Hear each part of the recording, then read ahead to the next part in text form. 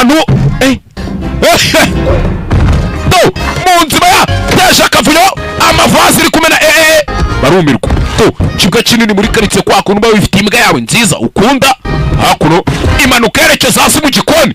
barabyumva muzi n'ikindi mutsimba ibintu byose birimo inyama mutsimba paka iramanutse baratsimba keze hano babirangije subwo mwampaye iki najya mure ku mutima mu genda baka wowe hoshi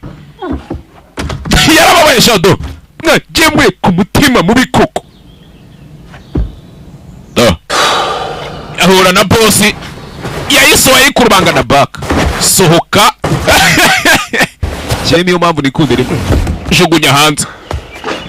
do kugaruka barafunga oya